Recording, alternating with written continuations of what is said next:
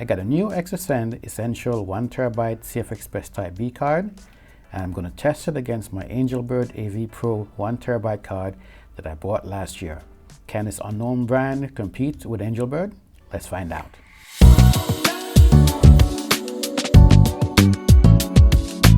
Back in January 2022, the Angelbird 1TB AV Pro card went on sale. Went from $800 down to $499, and I picked up one. So this card has been with me for the last year, and as you can see, the read speed is 1700 megabytes per second. The write speed is stated at 1500 megabytes per second, with a sustained write of 1000 megabytes per second. So far it's been pretty good. I used it at Z6 too, and it worked fine. However, when I started using it in the Z8 and recording longer videos, I start to get that overheat warning. When I'm recording here in Southeast Asia, it can get warm sometimes because I do turn off the fan and the AC to make sure that I have less noise so I can do my recording. That has resulted in some high temp warnings. Now, the camera's never shut down on me, but it comes on in about 20 minutes or so, which I figure is kind of too soon.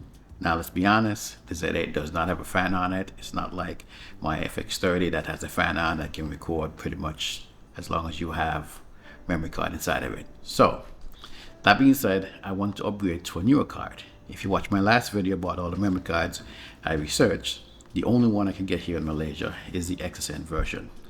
The one I really wanted to get was the next storage, because that one has 1950 on the read, 1900 on the write, and 1800 on sustained write. Sure, there was a new one based upon 4.0 specifications, but that one's going to be too pricey, and I don't want to be on the bleeding edge to get that one just to test out. I'm not making a ton of money from YouTube, well, hardly anything really, truly. So I had to stick with something with my budget. So the Exascend Essential is what I went with, 1 terabyte. This one is stated at 1800 on the read speed and 1700 on the write speed, with a sustain of 1400. Now, that being said, is it going to do better than the Angelbird? Angelbird's been a top card. It's been well known for years. It's been like an industry standard. Red has utilized them for their cameras, and now, you know, not this version, but the Archon version is Red approved. So getting Red approved is a big thing. You know, that camera can shoot up to 12K. This memory card says you can go up to 8K. That my camera does 8K, so that's pretty good for me. Of course, if you want to future-proof or something else, yeah, it's nice to have the extra speed, but really don't need it. So this was about $5 and change here in Malaysia, and that's about US prices plus tax, so not a bad deal. So let's get to the testing. I want to see how it's going to do in photo shooting. All right, so for the first test, I'm setting the camera at ISO 64, 1/2000 per second, f4, and turn off autofocus. So let's see how many shots we can get out of it. I'm going to do it for 10 seconds and see how many it can shoot off. Okay, here we go.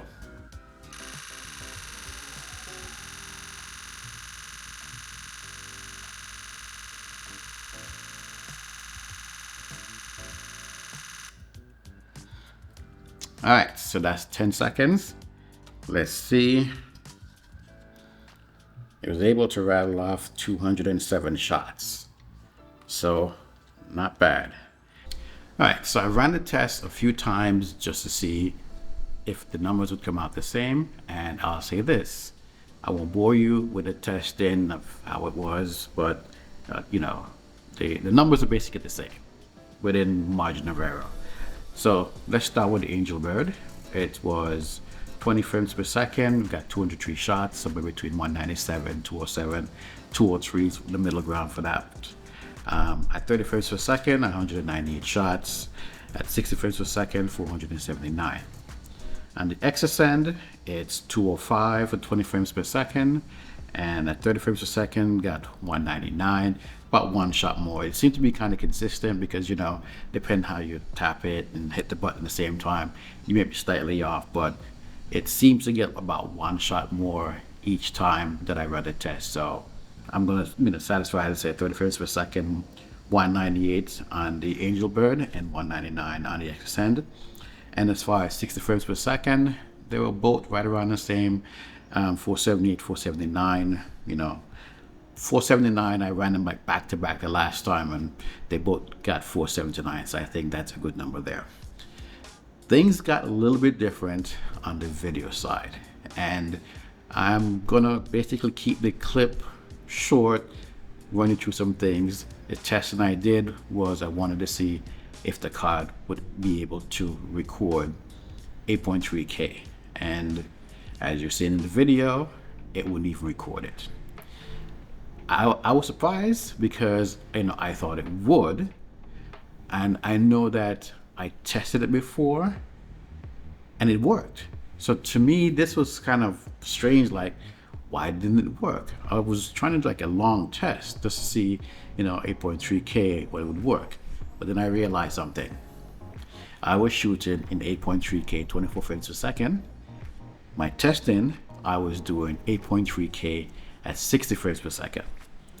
At 60 frames per second, after like not even like a second or so, wouldn't work, dead. I should say dead, it just wouldn't run. Then I tried 30 frames per second. It went for about 5 seconds, and then same thing. We're in a house made of glass, devils in the skies. I can see right through your eyes, baby, I can see your lies. La, la, la, la, la. We're in a house made of glass, devils in the skies, but I can see right through your eyes, baby, I can see your lies. La, la, la, la, la, la.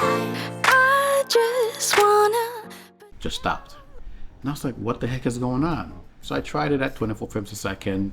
I let it run for like 7 minutes, but then I shut it off. I'm like, yeah, it's working because I did shoot it at that level. That was fine. Then I checked Angelbird's website to see, did I do something wrong? Maybe it's because I, didn't check. I kind of figured the numbers, 1,000 megabytes per second would be fine for sustained writing. And in checking Nikon's information on their site, it said, well, basically it's 5780 megabits per second, which turns out to about 77. Make sure I get my number right. It's about 77 megabytes per second, 770. So it should work. Why it didn't work, I don't know. Angelbird website did not list this card as one that was compatible with the Z8. So there's your answer. It's the older generation. It can still work, and the photo side will do, quite well. It'll record video as well, but not up to the highest level. So you can do 8K RAW, but only at 24 frames per second. Still good, but it is what it is. The Exascend card worked well at 8.3K 60 frames per second. Had no issues. I actually ran it until the camera shut down, and it was about 15 minutes and change. I'll put the exact number so you can see that. I was happy with that. Again, this card is set to do 1400 megabytes per second sustained write speed. So this is future proofing for this camera. For the price, here in Malaysia, it was basically equivalent to US price plus tax. So I was happy with that. For what I do, it's more than fine. It'll satisfy my needs. It can record 8K up to 15 minutes. I don't record 8K for that long period of time. So knowing that the card can do it full 8.3K, 60 frames per second, raw, 12-bit, yes, I'm happy. Let me jump in here real quick. I ran the test again with the card, fresh, nothing else going on, and I got it to record for 20 minutes. This was exciting because when I was doing the test, I was just doing the test back to back and didn't let the camera cool down. I saw a YouTube video where someone was doing the testing and they mentioned that they let the camera cool down, and I realized I didn't do the cool down. So I tested it after the camera was sitting overnight. All I did was format the card and then run the test, and the results were slightly better. The camera recorded for 5 minutes more, which in my opinion is a good thing. So it said I should record for 23 minutes, 51 seconds, and I got 20 minutes, right around 20, a little over 20 minutes of recording before the camera shut down. I think that's a very good result. 20 minutes, again, in a camera with no fan. Awesome result. All right, let's get back to the video. So those of you who are out there looking for a card that's not too expensive, but at the same time can allow you to record the highest level that the Z8 is capable of recording in video, this card can do it for you. I have links below. If you watch my last video that I talk about memory cards, links are in that one as well. So check it out. If you're partial to a particular brand, I did list several brands, and I'll add those links in this video as well, so you can check them out and see which one you want to purchase. The links have been updated. This is important. Before it was only for the US store, the US Amazon store. Now they're international links. So once you use the link, you can go to any of your stores, you take you to your local store, and you're able to purchase in your local Amazon store. So that's a big change, because as I've been looking at my stats, the number of you that are watching from Europe, from Southeast Asia, Japan, some of the other countries that I would even think, if you have an Amazon store in your country, utilize the link for anything that you're looking for, and you can shop in your store. Again, I get a small commission based upon the purchase, so you help out the channel. All right, I'm happy. As you can see, I'm excited about this card. I'm gonna close out the video. Thanks everyone for watching. If you have something else you'd like me to do or test on the Z8, please put it in the comments area. I can take care of that for you and put it in another video. See you in the next one. Have a great day. Helps me forget about you. You just came out of the blue. If you want